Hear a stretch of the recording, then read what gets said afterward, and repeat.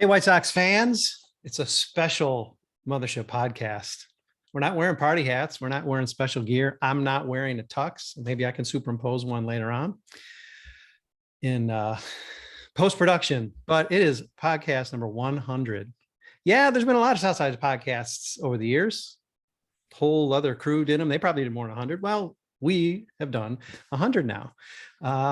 Wish it was better circumstances to talk about and podcast number 100, but indeed we are struggling along with the White Sox 1 month into the season. And as far as you know, I am in Indianapolis talking with my good friends, staffing the Indianapolis Field Office. It is Chrystal O'Keefe, fresh off of Chicago, Milwaukee baseball trip.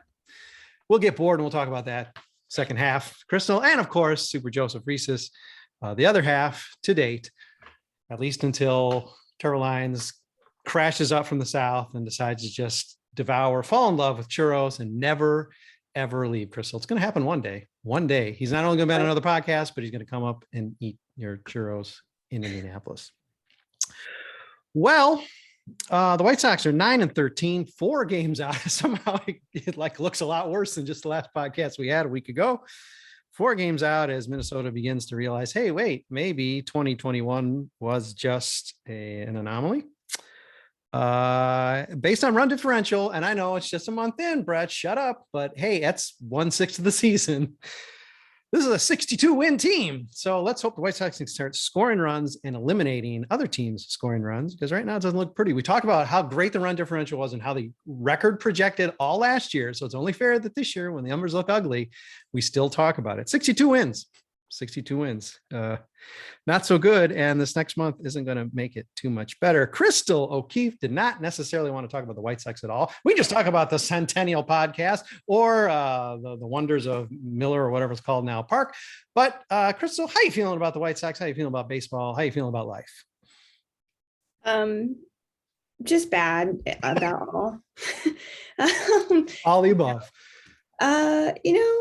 It's a little worrisome, but at the same time, I have to think a lot of teams aren't hitting home runs because of that whole dead ball situation. So I'm trying to just tell myself that it's a league-wide issue and not because we have no offensive power. Bad players, yeah, right. And people that can't catch a ball, people that bobble the balls. Like, I'm trying to tell myself that it's more than the White Sox right now. Like, the Red Sox are trash right now too. So okay. Cubs aren't great. Yeah, you think we're tough on the White Sox. Check in with the Boston fan base and the Boston media. They're just such a breath of fresh air. It's gonna be fun for you. By the Orioles, didn't they? Well, yeah, I guess some of it is deserved. All right, let's not let them off the hook too much. All right, Joe, let's go to you. You're back with us. Just generally, how you feeling? We checked in a week ago and it was sort of like, all right, if we have a good series against the Royals, things will be better, et cetera, all this other stuff. But really, in reality, where are you at after a 3-4 homestand? Not a great homestand. Certainly feeling worse than I was at the beginning of the season. We're now a kind of a sizable chunk of the way through the season at this point, and haven't taken advantage of what was supposed to be kind of the soft part of the schedule to open things up. And they have, I guess, after the Cubs series, it kind of starts picking up a little bit in terms of difficulty. The Cubs don't really count as a difficult team, but I'm a little bit concerned, absolutely, with how good the Twins have looked so far, how they've now spotted them a 4-game lead in the division race. And just, it seems as though, whenever they fall behind, 3-0 early on in a game, even if it's, just the 3rd or 4th inning, it just feels like an insurmountable deficit, which really shouldn't be happening. But yeah, thanks to, in part due to hitters who aren't patient enough and the ball having changed without any notice once again. That is the reality right now. And it's baseball in general is a little bit less fun to watch with the ball being as dead as it is, and also has hurt the White Sox probably a little bit more than the average team.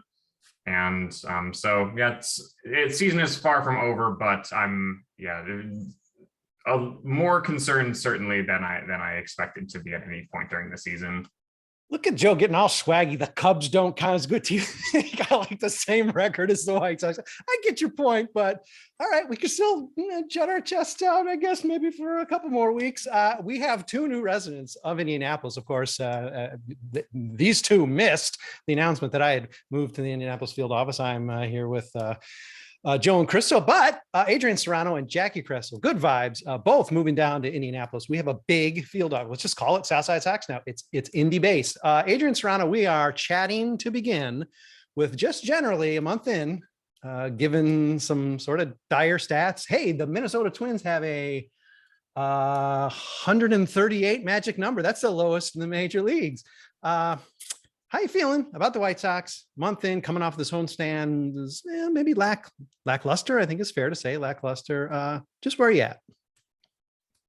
I think it's hard. We don't have like realistic expectations with how everything worked in their favor last year with injuries. So like, I can't say that with the injuries they've sustained, early on, that I'm surprised that they're this, that the record is what it is. I'm surprised how the record is what it is, in some ways. I'm surprised that they are not scoring runs even with some people missing. I thought that it would be the opposite problem, but the pitching has actually been pretty good even for a couple of weird bullpen things here and there. But we felt like the offense was clicking on all cylinders today, and they scored 3 runs. I'm like, but like that feels like an offensive outburst for this team right now. So I think still a lot of season to go, but like it's not necessarily super encouraging that you'd have to basically play 28, 29 games above 500 from here on out to match your win total from last year. Yeah, you threw that out there, Adrian. I did the math, just slightly updated. Need to play 609 ball the rest of the way to get to 93 wins, and it's not the point. You don't have to match last year's. Surpassing it ain't gonna happen.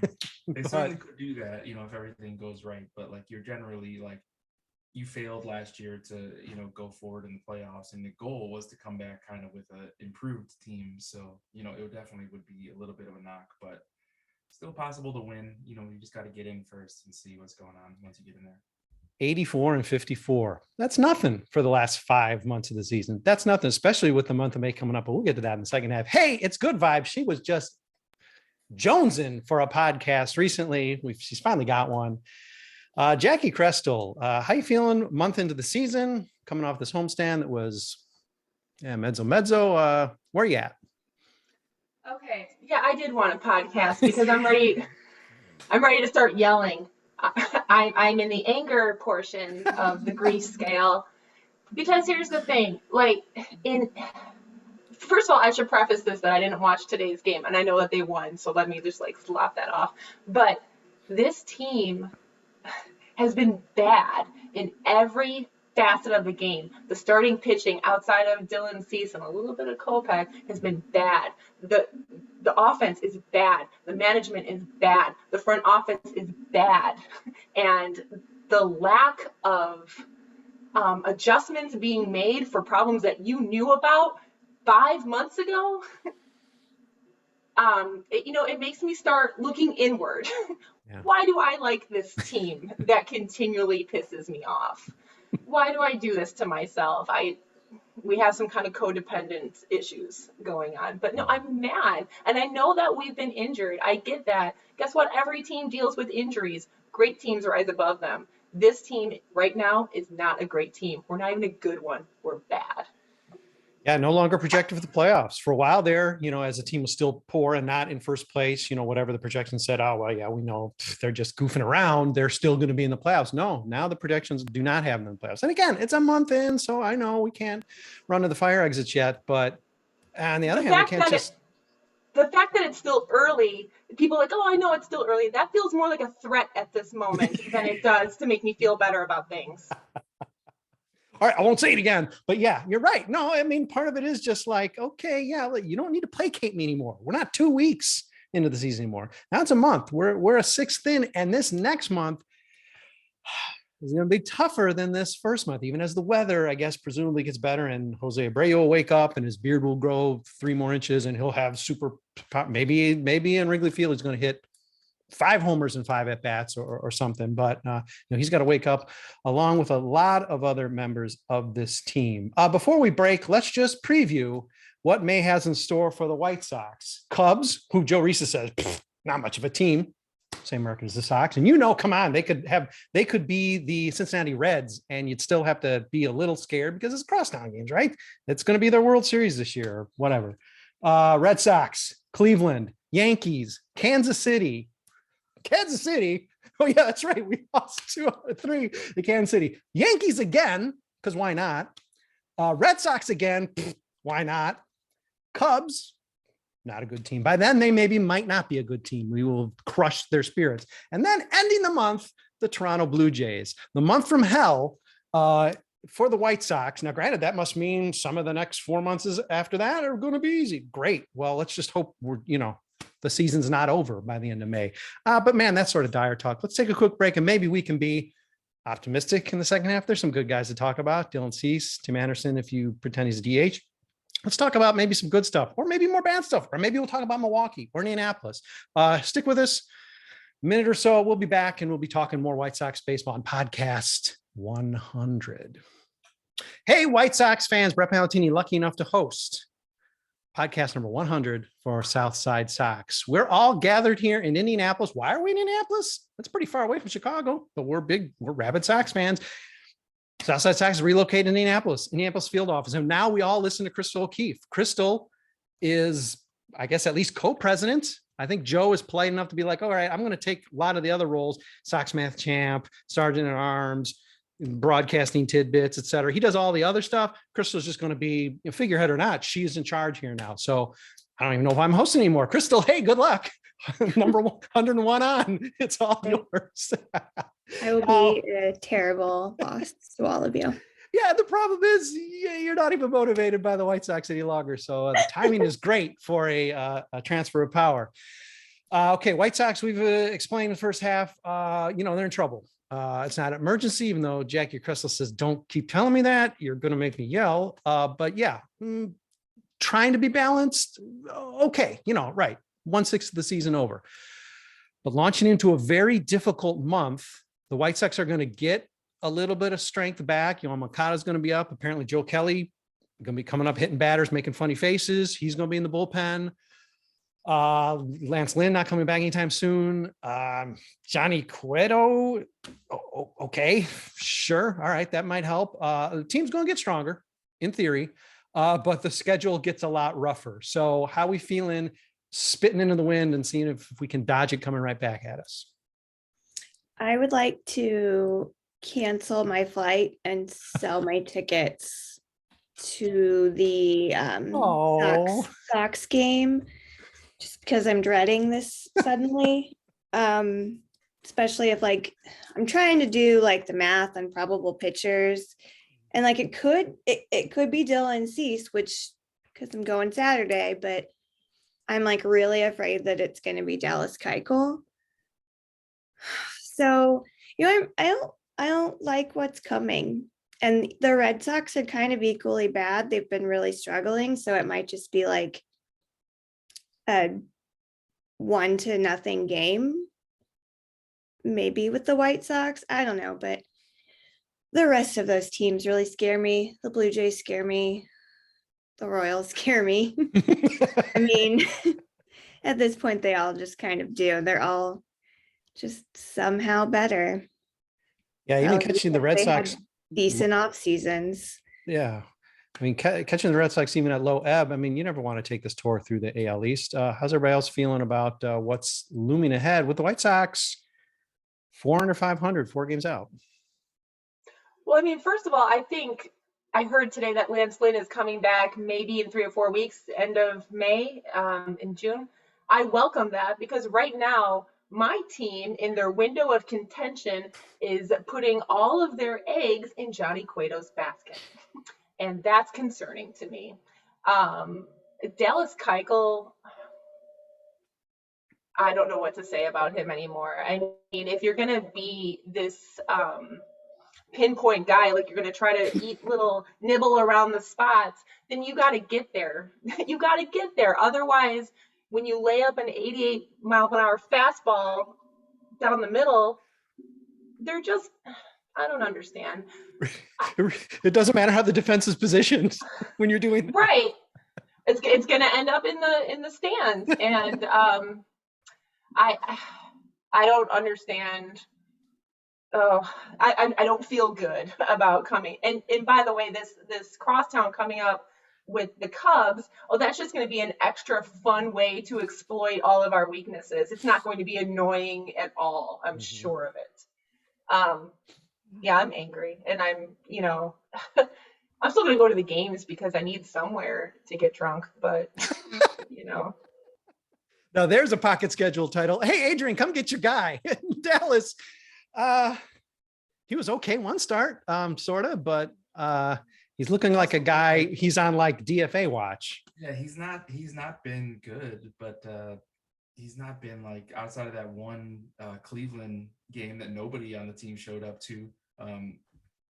Like again, like this weirdest thing is that this team's not scoring runs, even with the injuries they have. Like the fact that like Dallas Keuchel gave you 5 innings and gave up 4 runs, and you felt like the game was over. Like this team shouldn't feel like a game is over for 4 runs. Dallas Keuchel's only job is to get you to 5 innings, and he got there. So like, as long as it's not 10-0 in the first, like, that game in Cleveland, like, you're expecting a lot out of these guys that are like, also rans. I mean, I know his contract is what it is, but it's just a guy that's terrified to throw it over the plate right now, like for whatever reason. Like he's just afraid to go anywhere near the zone. I think Jacki explained it. He's throwing 88 down the middle. He's definitely, he's not trying. He's just, he's lost all the confidence in himself to throw it over the plate. And like, you don't have the movement on your stuff to nibble, like, so you got to either do one or the other. You got to throw to contact and just do the Vasquez thing. It's like, I'm going to miss a bat, or it's going to get hit 1,000 miles an hour, or, you just he's got to pick something and go with it. But, like hopefully, maybe Johnny Cueto will be great. Maybe he'll be giving up 10 runs in the first. I don't know. Like, there's a lot of things you don't have answers to. I think already one good start in the middle of a losing streak, and Vince Velasquez is, off of everybody's list. Like he's the next start away from giving up, 5 runs himself. Like, I don't think that is solved yet, but it's going to be something. I mean, you didn't expect to be, I think they have like the 26th in baseball right now in like winning percentage. It's like, you didn't expect to be down there. And there is some teams like, Boston, it's also kind of struggling. Tampa's not really lighting it up, but that just means there's even more teams that are also going to get better with you that you have to jump over. So, you really have to win your division, and starting off 3-9 against the Central is not the best way to go about that. Just the fact that you're behind Oakland, and Oakland's desperately trying to give up on payroll is basically what the Sox have on IR right now, payroll wise. A team's outplaying you. I don't think you should panic. I'm not telling anybody to panic, but I don't know how anybody could be just sitting back and feeling good, like, oh, it's all going to work out when it gets warmer. Like, you're digging a hole, and you're going to have to go above and beyond to be out of that hole right now. Yeah, it's going to be a feat to go 500 in this coming month, right? So you go 500 where you're still 4 under. I don't know if that means you're going to be in first place because the division sucks so bad, or maybe the Twins create a little more space. There's going to be more restlessness and frustration because at that point, the season's a third over. And, it's going to be tough to keep spirits up. And I would say 500 at this point wouldn't be, I'm assuming it's about a 50-50 home and away, mix this month coming. So that's going to be tricky too. This team, 1 week in the season, was the best in baseball, 6-2 start, playing some tough teams. Detroit hasn't turned out to be too good so far, but the offense is completely unlike, many of you have already brought up the offense and the fact that it's just not clicking at all. That first week, it was just like they realized they had a lot of threats, and I know there've been injuries, but this offense has a lot of strength. So you don't have to press. You don't have to jump at pitches unless you're Tim Anderson. Let other guys do it. If you're not getting your pitches, no lunge. Even the most selective guys like Yasmani Grandal are looking bad in some at bats. He's not had a good season in the least. How does that happen to a team? Why are the White Sox pressing in that way, especially after having got off to a strong start offensively? I mean, they're being very aggressive in their at bats. They're not seeing a lot of pitches, and maybe it was a little bit worse last year than I really paid attention to, because I had guys like Yasmani Grandal who were kind of padding the stats in that way, so that the more aggressive hitters could be more aggressive. So, man, I don't know if this is a hitting coach issue. Maybe. I don't know, but they need to start watching some more pitches. Be more selective. And as tempting as it is to say, oh, it's Menachino, get rid of him, whatever. Listen, there's no doubt there's responsibility, because he's supposed to see these trends, and just the guys still have to do it. But there's got to be some direction. And I'm wondering if there has been a Zoom where he's, like cussed a bunch. I mean, he's a very entertaining guy to listen to while being interviewed. And I'm sure he'd have some really choice words, good or bad, probably a little bit too much blind confidence. But that is the role, the same way Ethan Katz would have to, or Tony La Russa, I guess, would have to be nudged awake to give some sort of pep talk or whatever between games of a doubleheader. Hey, Tony, you're still here. Stop dancing. You just won one game. Stop dancing. Let's talk to the team. I mean, the guy still got to play, but Jacki, you're right. Hold on. There's a reason why you got a coach, and those guys are sort of flashpoints for fan anger, but they don't get off the hook either. I mean, at some point you have to say, hey, here's some trends. Here's some numbers I got. Here's what you can do. You got to get in guys' heads to say, hey, you can do this. Well, look what you did the first week. Not sure if this is an issue that Hawk used to kind of refer to, which is, the contagion, when sometimes a few players on a team are having an issue. A lot of time that issue will spread to others on the team, who normally wouldn't be having that problem. I don't know, that's as likely of an explanation as any, I think, for why they're having so much trouble staying patient at the plate. There's just sort of, I guess, it seems like a few players kind of have a feeling at the plate like, okay, I've just got to hit this pitch. I've got to hit this pitch. I would imagine that, this is an issue that can't really be blamed on one particular person right now. As you said, coaching is important, but at some point, the players have to realize, okay, a lot of us are kind of off to a slow start at the plate. What is going wrong here? Is there a reason for us to be excited? Jacki, stick with me here. Excited because one thing that's been constant all month has been hard hit balls, exit velocity. I have to think bad luck to some degree. I know this is going to start getting really sketchy. This is not me, believe me.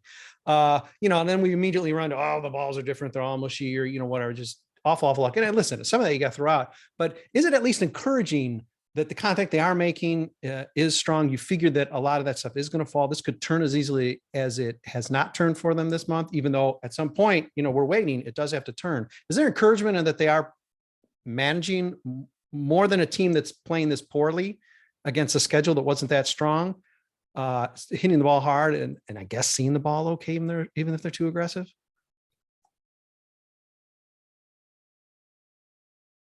I mean, it's an essay question. You can be scared to answer. It's all right. I mean, just gotta think about it.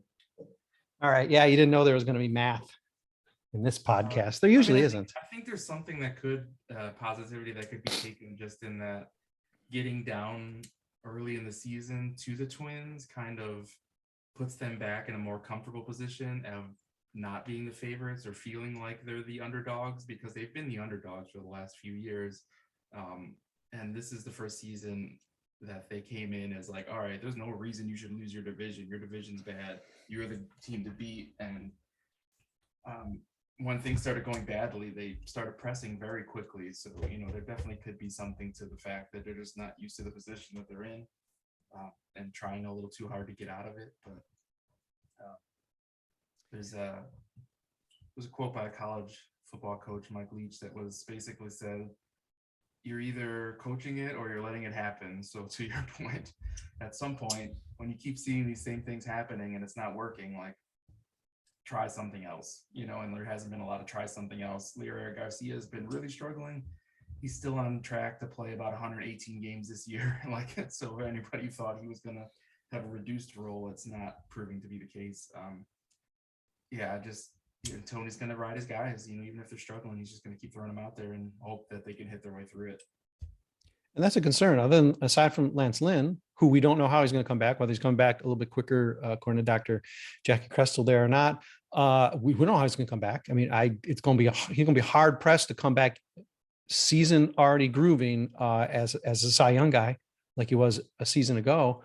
But aside from that, there's no player coming through those doors. Yolbert Sanchez is going to inject this team with the energy that's needed to get them on a winning streak. There's nothing that we're waiting on, even in the way last year. Madrigal, well, he's out the whole season, but Eloy may be coming back. Luis may be coming back. This time last year, I think we calculated this last podcast, White Sox were just about to move into first place for the rest of the season. So we're definitely behind that pace this year. And if Adrian's theory is right, they're just giving themselves, they're just smart enough, clever enough to give themselves incentive to play hard all season. Hey, I'm willing to see how it works out. We went 20 out of 30 or whatever it is coming up this next month. All right, I'm going to get my attention. They're going to be back in it. And you're going to say, hey, all right. They faced up to these tough teams. I think everybody, but maybe Joe. I'm not really sure. Crystal's been at the ballpark. Adrian's been at the ballpark. What's the vibe been? How's it been getting out to the park? Maybe whether you've seen wins or losses. Has it just been happy to be back? Cold? What's the atmosphere? It's been very cold and very rainy. Yeah, I got a 60-minute rain delay in the only game I've been to, but they were in the midst of losing 10 of 11 or something, so they had scored 3 runs that game, so everybody was on everybody was partying. It's pretty lucky actually to catch a game where they scored 3 runs during that span. That's actually pretty good. You would have guessed it was the 27 Yankees out there, and it's like, what's the 7th inning? We're still only up like 4 runs. Like, this is not nothing is decided. I did get to see Ohtani hit a home run though, so I mean, I guess whatever. That was cool. He was really the only reason I went to that game that night. I was going to say, because it's been so cold and rainy, the people that are at the ballpark, I mean, it's been a good crowd. Those are some diehard fans there with you. So, it's been a good crew, and we can kind of commiserate together on how god awful this team has been to start the season. So, I mean, I still enjoy going to the ballpark. I mean, it's better than a lot of other things I could be doing. So I'm still going to go because I'm a masochist and that's what I'm going to do. But it's been fun. And Jackie, where else are you going to go get drunk? Exactly. And you know what? If you just give me the league minimum and suit me up, I'm pretty sure as a 40-year-old middle-aged mother from the suburbs, I could probably make some contact off of Dallas Keuchel if asked. Check me in. I'm ready. I'm getting you on the mound for some Frisbees. I'm sorry. I think we might need you out of the pen, but all right. Either way, you could see it happen. It's going to be like that movie, like Float It. We're going to float it. Sure thing. The White Sox can't catch the ball. They're not being patient at the plate. Those are two things, that really speak to core fundamentals. And, obviously you're not teaching on the major league level. I mean, let's go back to Ozzie and probably managers before him. How come guys don't know how to bunt? You say you're going to, every year Ozzie's thing was, he'd say in spring training, we're going to practice our bunting so we can bunt this year. And every year they wouldn't be able to bunt. Now bunting's stupid. So, I mean, let's not talk about bunting, but it goes without saying that, Tim Anderson's had a really, really, really bad struggle this year defensively. And obviously, a week has really thrown off his whole season, essentially. But the rest of the team, this team cannot afford the types of mistakes they're making. They're just not good enough. The offseason did not fortify this team to the degree where it's like, all right, this is 100 wins in the can. We're seeing that now. They got to go 50 games over, 40 games over, 30 games over to win 93 this year now. And that's not going to happen. So, is there something this team can do going forward, going into a tough stretch? Is this something the coaching staff can do? Is it just the guys are going to just have to step up, play better? I mean, can you turn that switch on May 3rd and say, okay, I'm going to play better now? What are they going to do? I think they should just keep Jake Berger on because he's the only one that's worth a damn right now in this team. I Yeah. hate to say it, but he's the only one. Well, him and Andrew Vaughn, those are the only two that I have any hope for right now. Yeah. I think they probably already handed the bus ticket to Jake once Yohan comes up, but Really, what they really need to have happen is they need the MVP on their team, Jose Abreu, to put the team on his back and hit. Like, I know it's cold. I know it's not puts, but if you want to be an MVP candidate, you have to play all 162 games at the same level. Like, I understand he doesn't hit his lowest numbers are in the, the month of April, but like, it's not far off from some of his June numbers. So like, this is just kind of acceptable. Like with the injuries, you need your leaders to be leaders, and Tim Anderson defensively and Jose offensively have not been the guys that they're supposed to be so far. This is a flaw in all the Cuban system, because you are a team that plays in Chicago, and there is a month called April. It's just going to be hard to play for some of these guys. I'll say Ramirez always hated it, and it was always like, geez, when's he going to warm up? But yeah, at some point, it's a good point. There is some leadership there. And I mean, everybody looks to him like the father figure on the team. He is the unofficial captain of the team. And I'm not what he's supposed to do. He's not supposed to just break the coffee machine, but something's got to happen, right? What do they do? Anybody have other suggestions about, what is going to happen here? I want to speak to Crystal's point about putting Jake Berger out there every day. And yeah, that's something that could change like immediately and easily, is maybe putting your best lineup out there every day. Just a thought. I mean, maybe don't take the bats out of the hands of your best hitters right now. I mean, this time last year, what were we riding on your mean Mercedes back? Like, let's not have any pretenses here. Who's your best hitter right now? Who are your best players right now? Put them out there, please, because otherwise, like, that's a very easy and immediate fix. And if that doesn't work, then at least you tried. I don't know. Jackie, we had second baseman at home all along. It's Jake Berger. See, it's that simple. Shifting across the diamond. Simple. I Yeah. know. Yeah. I know. Yes, you touched on it. Yeah, the defensive issues with the team, obviously, they've been one of the worst teams, from that perspective this season. I do think that Tim Anderson will be just fine as the season goes on. He's obviously having a really rough time out there at shortstop this season. Of course, he's hitting the ball really well. That's really refreshing to see someone, with, batting well above 300, with some pop this season. 5 doubles and 3 homers already.